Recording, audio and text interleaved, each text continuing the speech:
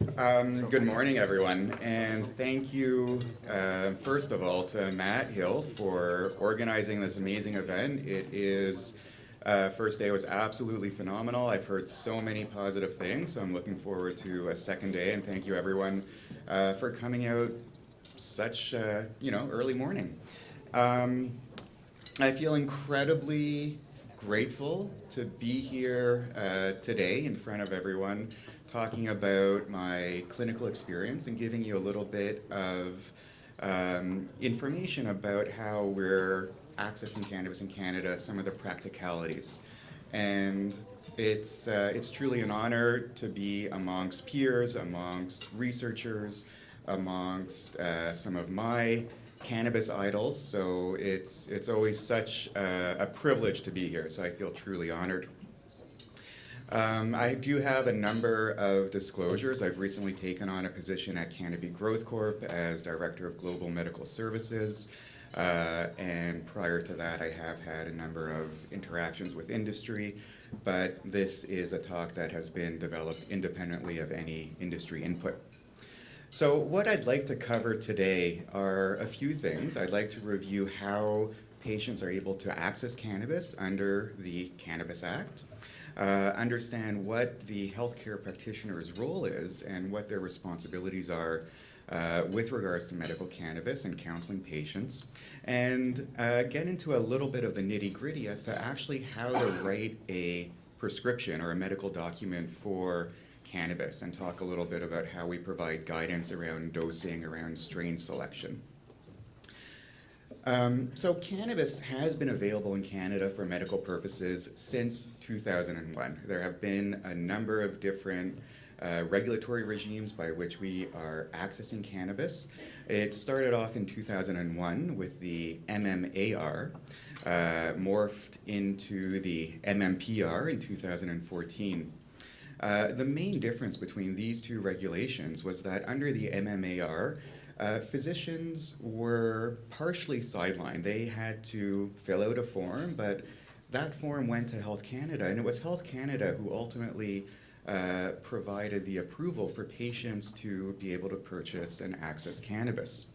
Under the MMPR, it transferred from having Health Canada involvement for approvals to being purely physician controlled. So under the MMPR, marijuana for medical purposes regulations, physicians saw a patient, wrote a prescription, what we call a medical document, that went to a licensed producer, and patients were able to purchase. The only way that Health Canada was involved is in regulating the producers of medical cannabis. These regulations evolved further. In 2016, they became the ACMPR, Access to Cannabis for Medical Purposes regulations. Under this regime, there were more formats that became available, oils, capsules, and patients were able to grow at home for their own medical use. The other big change between the MMAR and the MMPR versus the ACMPR is that Health Canada finally woke up and stopped calling cannabis marijuana with an H. They actually changed the term to call it Access to Cannabis for Medical Purposes regulations. And finally, last year, the regulations changed, and everything having to do with cannabis, both for medical purposes as well as adult use purposes, came under the Cannabis Act, or Bill C-45. So Bill C-45, which was passed last year and came into effect October 17th, actually regulates both the medical use of cannabis as well as the recreational or adult use of cannabis. The Cannabis Act largely imports most of the regulations surrounding the medical use of cannabis from the prior ACMPR regulations. And that means that it regulates everything having to do with the production of medical cannabis, which is done by licensed producers. Licensed producers are corporate entities. Many of them are out in the exhibition area. Please go and visit them, get some more information. But they are heavily regulated corporate entities that are monitored, overseen by Health Canada. Every time they grow cannabis, before they are able to sell it, it is tested for contaminants such as mold, bacteria, pesticides, heavy metals. and then they are able to sell cannabis to patients. In order for patients to access cannabis from a licensed producer, they have to get what is called a medical document, which is basically the same thing as a prescription. And of course, these licensed producers are not able to have storefronts. They're not able to sell cannabis directly to patients in person. They're only able to sell it by mail, or patients can only order it over the internet or over the phone, and cannabis is only able to be sent to patients in the mail or by courier. So let's take a look at how it actually works, how patients are able to access medical cannabis. Under the Cannabis Act, there's actually two ways, and I'm going to present both of them to you. Both of them start off with a patient going and meeting with a qualified healthcare professional. It could be either a medical doctor or a nurse practitioner in those provinces where nurse practitioners are allowed to authorize cannabis. They go see the healthcare practitioner after consultation. If appropriate, the healthcare practitioner will fill out a prescription, or what we call a medical document. At that point, there are two different ways that patients are able to access cannabis, actually. The first is through access through a licensed producer of medical cannabis. In order to access cannabis from these licensed producers, this medical document or prescription has to be sent either by mail, by secure fax, or it can even be filled on an online portal, going directly to the licensed producer of the patient's choice. The patient has to then register with the licensed producer as a client, and at that point, the licensed producer will be able to ship cannabis to the patient on a monthly basis.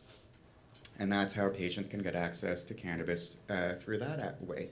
The other way that patients are able to access cannabis, but this is a smaller percentage of the population, maybe 5 to 10% of the population take advantage of this, is by growing their own medication. This is somewhat different. How they go about doing that? In order to do that, patients still have to go see a regulated healthcare professional, get a medical document. But instead of the medical document being sent to a licensed producer, the medical document ends up getting sent to Health Canada, along with an application package to be able to grow cannabis on their own. Health Canada will provide them with the appropriate paperwork, send them back to the patient. Patients will access starting materials, and they'll be able to grow cannabis on their own at home. The amount of cannabis that they grow is reflective of the amount of cannabis that they have been authorized by their healthcare practitioner. So these are, in essence, the two ways by which patients are able to access medical cannabis in Canada. Now, licensed producers are able to provide cannabis to patients under two different forms. They're able to provide cannabis to patients in the format of dried flowers and in oils. Now, if a patient wants to purchase dried flowers, they can purchase either whole buds, or they can buy what we call milled products or vaporizer ready. That's basically cannabis that has buds that have been ground up to a consistency that is appropriate to be put directly into a vaporizer. Now, the other way that patients are able to access cannabis is in an oil format, which is meant to be ingested. Cannabis oils in Canada are different than what we see in the recreational market or what we see in many areas of the United States. Cannabis oil in Canada is essentially a vegetable oil. Could be MCT, could be coconut oil, could be grapeseed oil. And the way that they make it into cannabis oil is that they extract the active ingredients from the cannabis plant, the THC, CBD primarily, all the other minor cannabinoids and the terpenes, and then they dilute it into the oil so that your end result is a vegetable oil that has a standardized concentration of THC and CBD measured in milligrams per milliliter. Health Canada has mandated that there's a maximum concentration of THC in these oils of 30 milligrams per milliliter, but there is no maximum concentration of CBD. So we're seeing some companies have oils with a concentration of 100 milligrams per milliliter of CBD. This oil can come loose in a bottle. You can get a bottle of 50, 60, 80, 100 milliliters. But some of the companies have already started to put oil into an encapsulated format, so that you have capsules that have a standardized amount of cannabis oil with a standardized amount of milligrams of THC and CBD. So it's starting to look much more similar to many of the traditional medications that we're used to prescribing to our patients. The other thing that's coming up this year is that other forms of cannabis are going to become available. We're going to have edibles, topicals, possibly concentrates.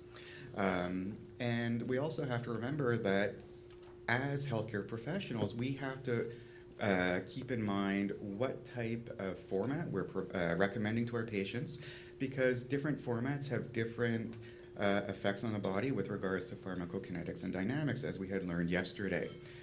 Orally ingested cannabis oils take longer to take effect, have a longer duration of action. Inhaled cannabis, very quick onset of action, shorter duration of action.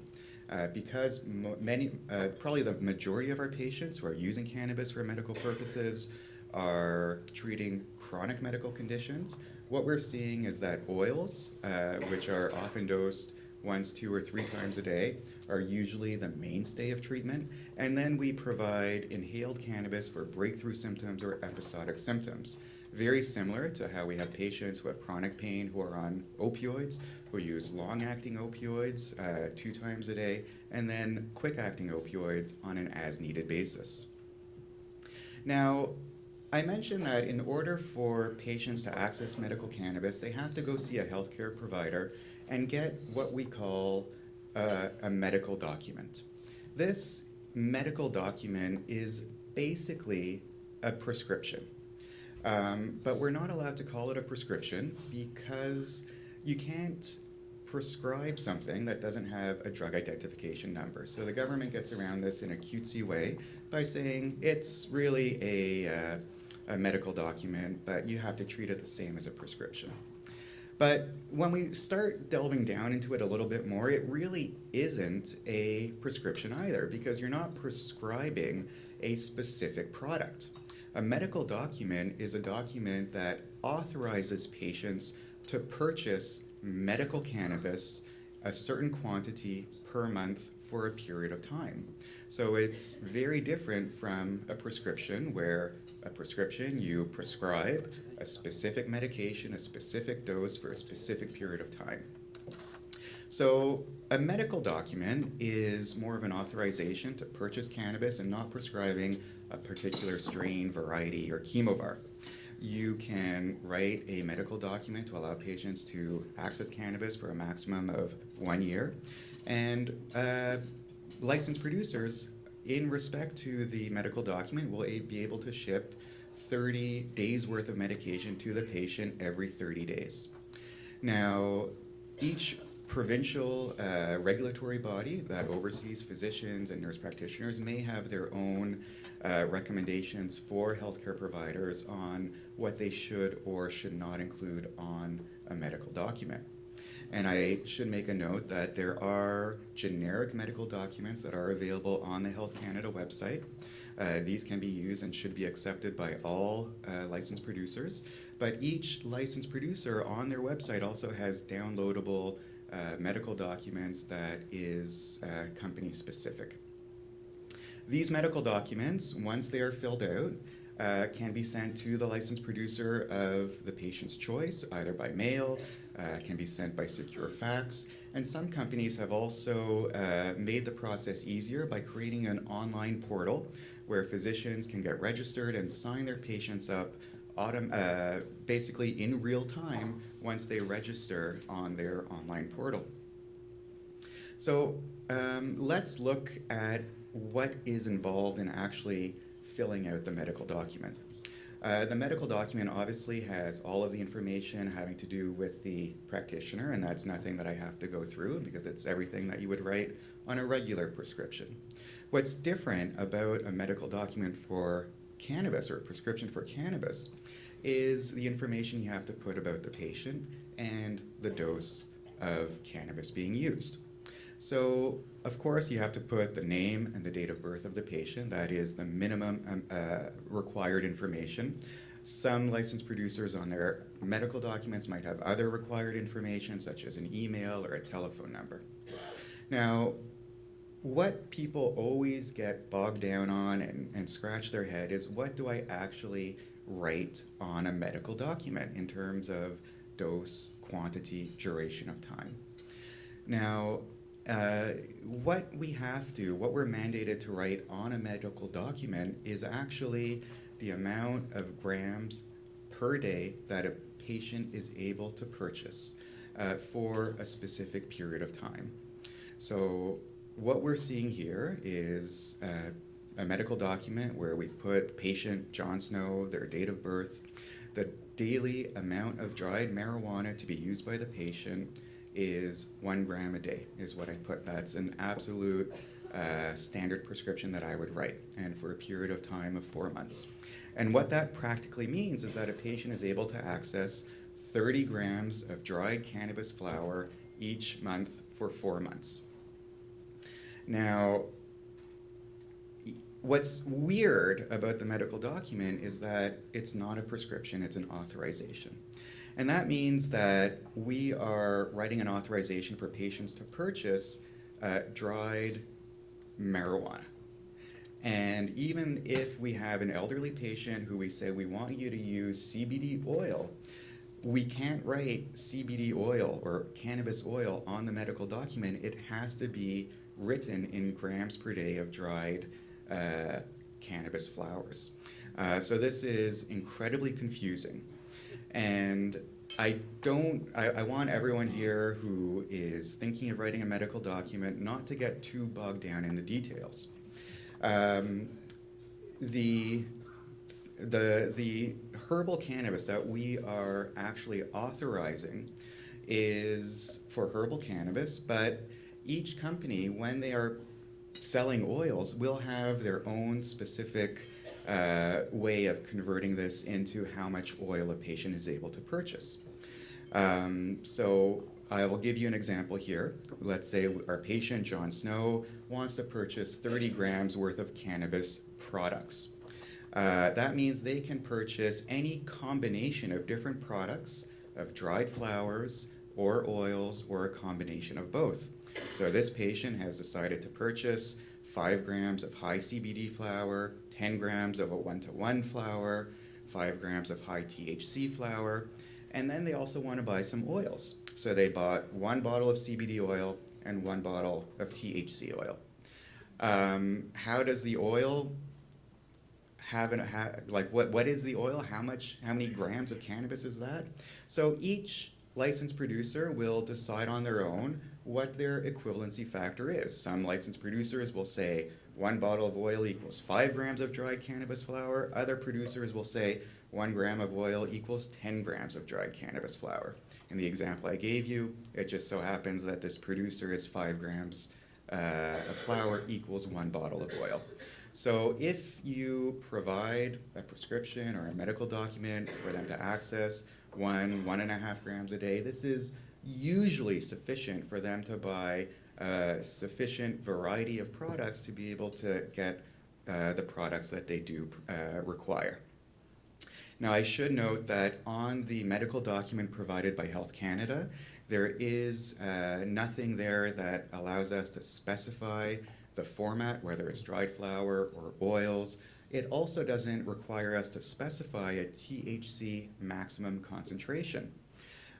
What I would let everyone know is that many of the licensed producers who have their own proprietary medical documents will have an area on their medical documents where you can provide additional instruction. So you can provide instruction on the medical document that the patient is only able to buy oils or only able to buy cannabis that has high CBD and low THC.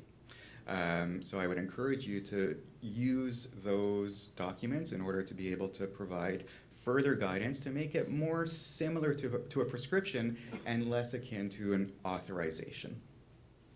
Now, these medical documents go to a specific licensed producer, but there have been changes recently with the legislation that allow patients to actually transfer their medical document from one licensed producer to another.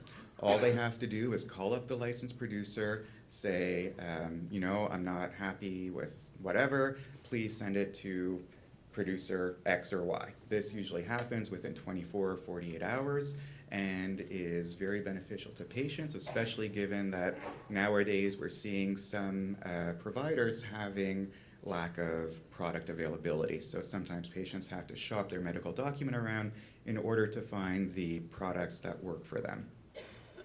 Another way to get around this lack of availability is by providing patients with more than one medical document so that they can actually register with 2 or 3 or 4 different licensed producers. This could be pertinent if you want a patient to be using a high CBD oil as well as, let's say, a 1-to-1 CBD to THC ratio flower.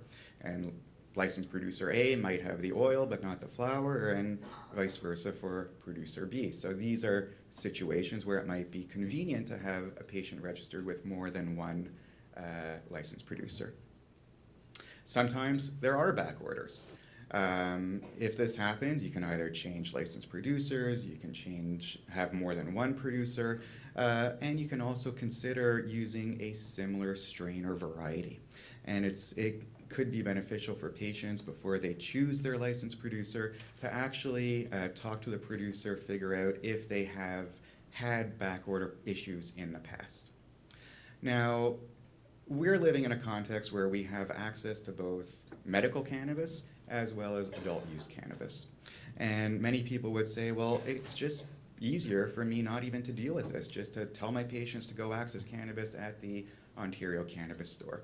But this is not the case. I don't think I want to get into this very deeply, but there are a lot of benefits for patients to continue to access cannabis through the medical system, to continue to get support and recommendations from their healthcare provider. There's stigma associated, there is proper use of cannabis that is associated, there is potential drug-drug interactions, which we're going to hear about further on this morning. And I think it's much more appropriate for patients to get their information around the use of cannabis as a medication from their healthcare provider, from their pharmacist, as opposed to their friendly local bud tender. So that just seems like something that is pretty obvious. The other reason why we might want to continue to support patients' access of medical cannabis as opposed to through the recreational sphere is because we are seeing increasing possibilities of coverage for medical cannabis. We're seeing increasing employers who have opted to include cannabis as a benefit. Veterans Affairs covers cannabis. We know that you can actually claim medical cannabis as a medical expense on your taxes. Many licensed producers have compassionate pricing for patients who make under a certain amount of money. And many people who have a healthcare spending account can use that money to pay for medical cannabis. So we're seeing increasing opportunities for coverage for medical cannabis, and that wouldn't exist under the recreational system. So once you actually complete a medical document, it's important for a healthcare provider to provide specific recommendations and counseling around medical cannabis, and also to provide monitoring and follow-up, because cannabis is a medication like anything else. You would never write a medication for an opioid or an antihypertensive for 1 year, send them off on their way and say, come back if there's any problem. You would want to do regular follow-ups, make sure that they're getting the best benefit from their medication and they're not having any unwanted side effects. So I want to walk you briefly through some of the steps that are involved in terms of choosing a strain or variety of cannabis and providing appropriate counseling for these patients. The first thing you have to do when making a recommendation is to decide if your patient should be using inhaled cannabis via vaporizer or ingesting it using oils or capsules or a combination of both. This decision will have to do with both patient characteristics as well as with the characteristics of the underlying condition that we're treating. We mentioned before that many people, the majority of patients, will be using oils as their baseline and then inhaled cannabis for breakthrough symptoms on an as-needed basis. But there could be other situations where that's not appropriate, so we have to do a proper understanding of what patients are trying to get out of treatment in order to make the appropriate recommendation. The second thing we have to do is recommend specific strains or varieties or chemovars, whatever we want to call it.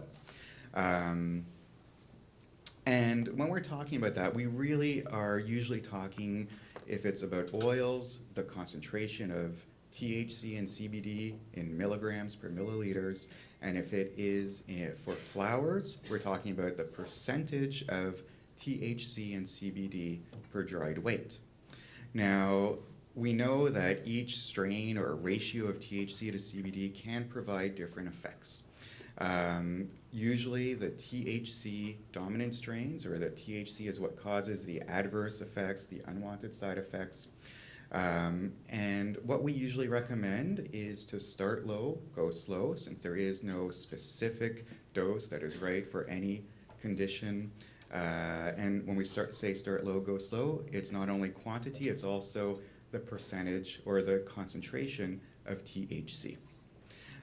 It's important to be especially mindful of starting low and going slow with THC concentration or quantity in those people who are either cannabis naive, those who are elderly, or those who have significant polypharmacy, because there could be greater potential drug-drug interactions in those individuals. And there really is no perfect answer with regards to what strain is right for what patient or what condition. And most often it does involve some trial and error. And that's where the art of cannabis is combined with the science of cannabis. It needs a little bit of clinical experience and understanding of the science of THC and CBD, as well as an understanding of what your patients are trying to get out of your therapy. So how do we decide on a specific strain or variety? I like to look at what THC and CBD actually does. We know CBD, by and large, is beneficial for its anti-inflammatory properties, its anti-epileptic properties. It may mitigate some of the side effects, unwanted effects of THC.